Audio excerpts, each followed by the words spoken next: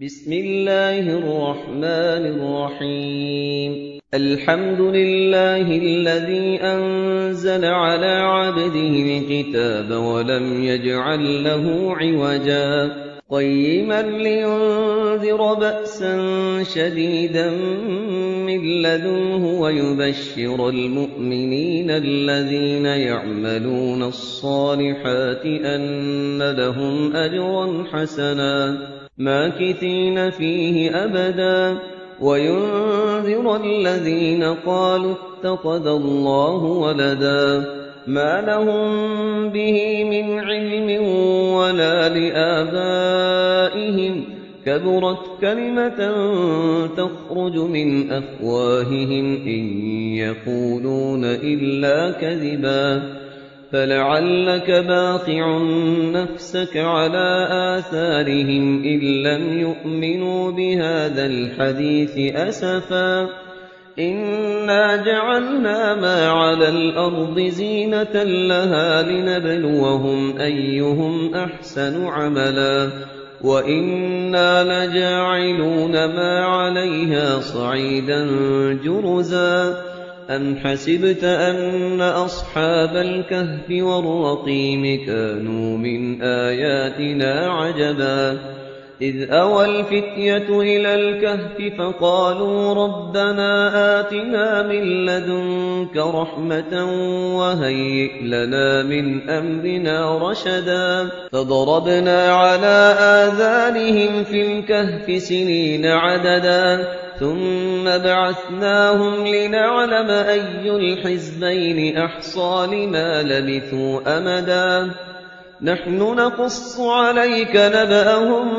بالحق إنهم فتية آمنوا بربهم وزدناهم هدى وربطنا على قلوبهم إذ قاموا فقالوا ربنا رب السماوات والأرض لن ندعو من دونه إلها لقد قلنا إذا شططا هؤلاء قومنا اتخذوا من دونه آلهة لولا يأتون عليهم بسلطان بين فمن أظلم ممن افترى على الله كذبا وإذ اعتزلتموهم وما يعبدون إلا الله فأووا إلى الكهف ينشر لكم ربكم من رحمته ويهيئ لكم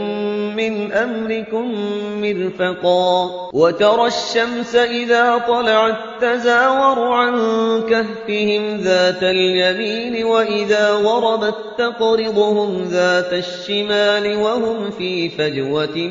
منه ذلك من آيات الله من يهد الله فهو المهتد ومن يضلل فلن تجد له وليا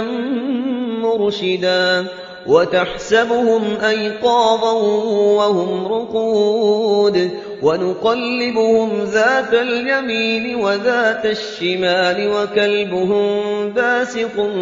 ذراعيه بالوصيد لو اطلعت عليهم لوليت منهم فرارا ولملئت منهم رعبا وكذلك بعثناهم ليتساءلوا بينهم قال قائل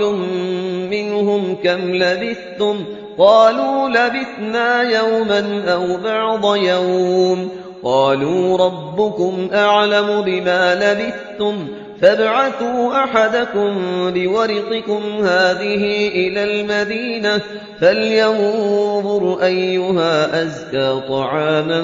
فليأتكم برزق منه وليتلطف ولا يشعرن بكم أحدا إنهم إن يظهروا عليكم يرجموكم أو يعيدوكم في ملتهم ولن تفلحوا إذا أبدا وكذلك أعثرنا عليهم ليعلموا أن وعد الله حق وأن الساعة لا ريب فيها إذ يتنازعون بينهم أمرهم فقال ابنوا عليهم بنيانا ربهم أعلم بهم قال الذين غلبوا على أمرهم لنتخذن عليهم مسجدا سيقولون ثلاثة رابعهم كلبهم ويقولون خمسة سادسهم كلبهم رجما بالغيب ويقولون سبعة وثامنهم كلبهم قل ربي أعلم بعدتهم ما يعلمهم إلا قليل فلا تمار فيهم إلا مراء ظاهرا ولا تستفت فيهم منهم أحدا ولا تقولن لشيء إني فاعل ذلك غدا إلا أن يشاء الله واذكر ربك إذا نسيت وقل عسى أن يهديني ربي لأقرب من هذا رشدا ولبثوا في كهفهم 300 سنين وازدادوا 9 قل الله أعلم بما لبثوا له غيب السماوات والأرض أبصر به وأسمع ما لهم من دونه من ولي ولا يشرك في حكمه أحدا واتل ما أوحي إليك من كتاب ربك لا مبدل لكلماته ولن تجد من دونه ملتحدا واصبر نفسك مع الذين يدعون ربهم بالغداة والعشي يريدون وجهه ولا تعد عيناك عنهم تريد زينة الحياة الدنيا ولا تطع من أغفلنا قلبه عن ذكرنا واتبع هواه وكان أمره فرطا وقل الحق من ربكم فمن شاء فليؤمن ومن شاء فليكفر إنا أعتدنا للظالمين نارا أحاط بهم سرادقها وإن يستغيثوا يغاثوا بماء كالمهل يشوي الوجوه بئس الشراب وساءت مرتفقا إن الذين آمنوا وعملوا الصالحات إنا لا نضيع أجر من أحسن عملا أولئك لهم جنات عدن تجري من تحتهم الأنهار يحلون فيها من أساور من ذهب ويلبسون ثيابا خضرا من سندس واستبرق متكئين فيها على الأرائك نعم الثواب وحسنت مرتفقا واضرب لهم مثلا الرجلين جعلنا لأحدهما جنتين من أعناب وحففناهما بنخل وجعلنا بينهما زرعا كلتا الجنتين آتت أكلها ولم تظلم منه شيئا وفجرنا خلالهما نهرا وكان له ثمر فقال لصاحبه وهو يحاوره أنا أكثر منك مالا وأعز نفرا ودخل جنته وهو ظالم لنفسه قال ما أظن أن تبيد هذه أبدا وما أظن الساعة قائمة ولئن رددت إلى ربي لأجدن خيرا منها منقلبا قال له صاحبه وهو يحاوره أكفرت بالذي خلقك من تراب ثم من نطفة ثم سواك رجلا لكن هو الله ربي ولا أشرك بربي أحدا ولولا إذ دخلت جنتك قلت ما شاء الله لا قوة إلا بالله إن ترني أنا أقل منك مالا وولدا فعسى ربي أن يؤتيني خيرا من جنتك ويرسل عليها حسبانا من السماء فتصبح صعيدا زلقا أو يصبح ماؤها غورا فلن تستطيع له طلبا وأحيط بثمره فأصبح يقلب كفيه على ما أنفق فيها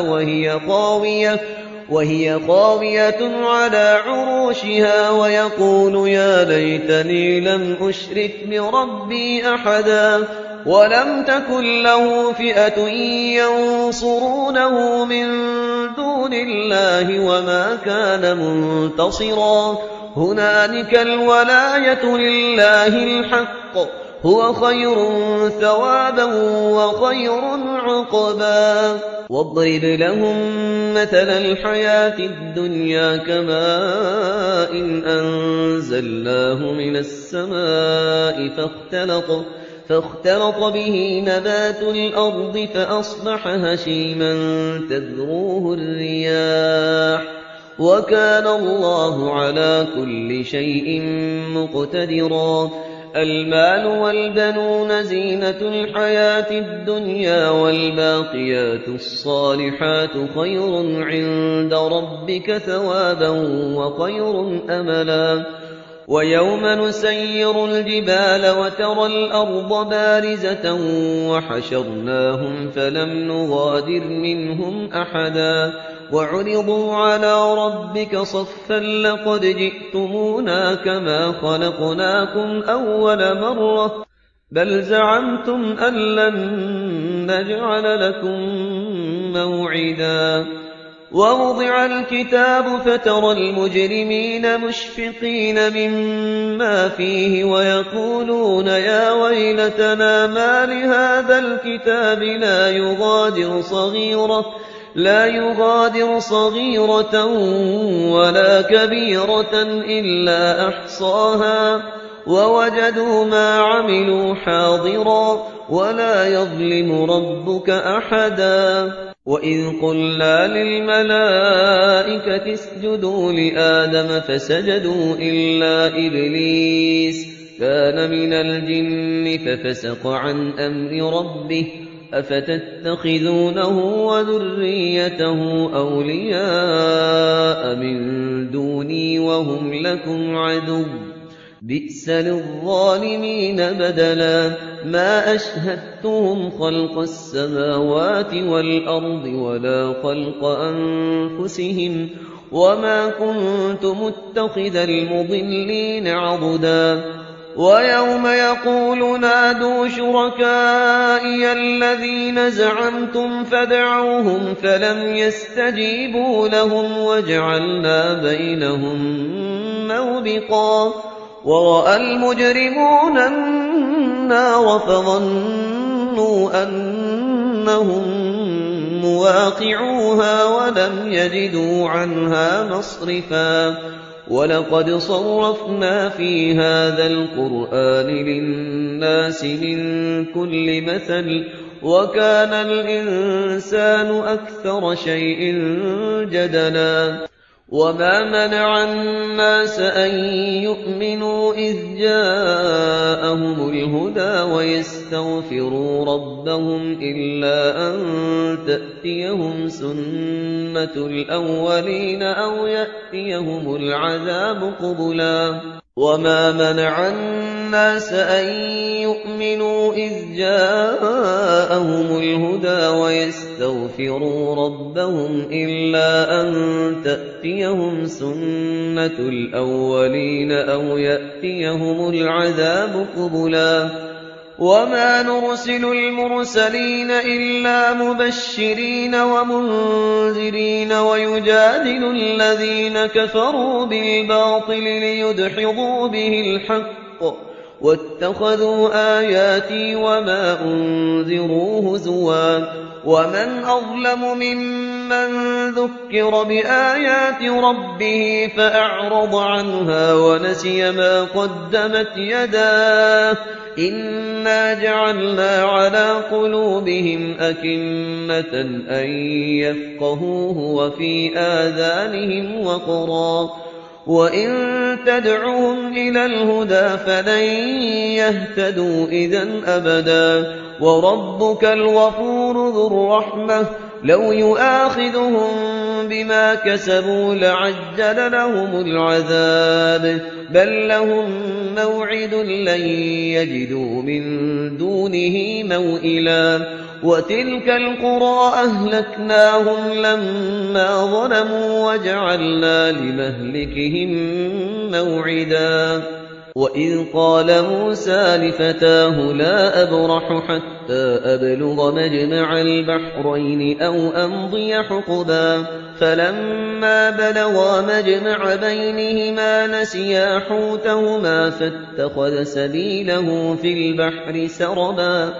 فلما جاوزا قال لفتاه آتنا غداءنا لقد لقينا من سفرنا هذا نصبا قال أرأيت إذ أوينا إلى الصخرة فإني نسيت الحوت وما أنسانيه إلا الشيطان أن أذكره واتخذ سبيله في البحر عجبا قال ذلك ما كنا نبغي فارتدا على آثارهما قصصا فوجدا عبدا من عبادنا آتيناه رحمة من عندنا وعلمناه من لدنا علما قال له موسى هل أتبعك على أن تعلمني مما علمت رشدا قال إنك لن تستطيع معي صبرا وكيف تصبر على ما لم تحط به خبرا قال ستجدني إن شاء الله صابرا ولا أعصي لك أمرا قال فإن اتبعتني فلا تسألني عن شيء حتى أحدث لك منه ذكرا فانطلقا حتى إذا ركبا في السفينة خرقها قال أخرقتها لتغرق أهلها حتى إذا ركبا في السفينة خرقها قال أخرقتها لتغرق أهلها لقد جئت شيئا إمرا قال ألم أقل إنك لن تستطيع معي صبرا قال لا تؤاخذني بما نسيت ولا ترهقني من أمري عسرا فانطلقا حتى إذا لقيا غلاما فقتله قال أقتلت نفسا زكية بغير نفس لقد جئت شيئا نكرا قال ألم أقل لك إنك لن تستطيع معي صبرا قال إن سألتك عن شيء بعدها فلا تصاحبني قد بلغت من لدني عذرا فانطلقا حتى إذا أتيا أهل قرية استطعما أهلها فأبوا أن يضيفوهما فوجدا فيها جدارا يريد أن ينقض فأقامه قال لو شئت لاتخذت عليه أجرا قال هذا فراق بيني وبينك سأنبئك بتأويل ما لم تستطع عليه صبرا أما السفينة فكانت لمساكين يعملون في البحر فأردت أن أعيبها وكان وراءهم ملك يأخذ كل سفينة غصبا وأما الغلام فكان أبواه مؤمنين فخشينا أن يرهقهما طغيانا وكفرا فأردنا أن يبدلهما ربهما خيرا منه زكاة وأقرب رحما. وأما الجدار فكان لغلامين يتيمين في المدينة وكان تحته كنز لهما وكان أبوهما صالحا فأراد ربك أن يبلغا أشدهما ويستخرجا كنزهما رحمة من ربك وما فعلته عن أمري ذلك تأويل ما لم تسطع عليه صبرا. ويسألونك عن ذي القرنين قل سأتلو عليكم منه ذكرا. إنا مكنا له في الأرض وآتيناه من كل شيء سببا فأتبع سببا حتى إذا بلغ مغرب الشمس وجدها تغرب في عين حمئة ووجد عندها قوما قلنا يا ذا القرنين إما أن تعذب وإما أن تتخذ فيهم حسنا. قال أما من ظلم فسوف نعذبه ثم يرد إلى ربه فيعذبه عذابا نكرا. وأما من آمن وعمل صالحا فله جزاء الحسنى وسنقول له من أمرنا يسرا. ثم أتبع سببا حتى إذا بلغ مطلع الشمس وجدها تطلع على قوم لم نجعل لهم من دونها سترا. كذلك وقد أحطنا بما لديه خبرا. ثم أتبع سببا حتى إذا بلغ بين السدين وجد من دونهما قوما لا يكادون يفقهون قولا. قالوا يا ذا القرنين إن يأجوج ومأجوج مفسدون في الأرض فهل نجعل لك خرجا على أن تجعل بيننا وبينهم سدا. قال ما مكني فيه ربي خير فأعينوني بقوة أجعل بينكم وبينهم ردما. آتوني زبر الحديد حتى إذا ساوى بين الصدفين قال انفخوا حتى إذا جعله نارا قال آتوني أفرغ عليه قطرا. فما استطاعوا أن يظهروه وما استطاعوا له نقبا. قال هذا رحمة من ربي فإذا جاء وعد ربي جعله دكاء وكان وعد ربي حقا. وتركنا بعضهم يومئذ يموج في بعض ونفخ في الصور فجمعناهم جمعا. وعرضنا جهنم يومئذ للكافرين عرضا. الذين كانت أعينهم في غطاء عن ذكري وكانوا لا يستطيعون سمعا. أفحسب الذين كفروا أن يتخذوا عبادي من دوني أولياء إنا أعتدنا جهنم للكافرين نزلا. قل هل ننبئكم بالأخسرين أعمالا الذين ضل سعيهم في الحياة الدنيا وهم يحسبون أنهم يحسنون صنعا. أولئك الذين كفروا بآيات ربهم ولقائه فحبطت أعمالهم فلا نقيم لهم يوم القيامة وزنا.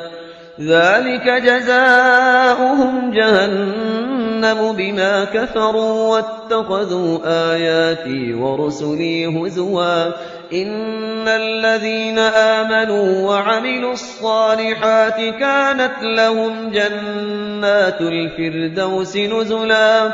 خالدين فيها لا يبغون عنها حولا قل لو كان البحر مدادا لكلمات ربي لنفد البحر قبل أن تنفد كلمات ربي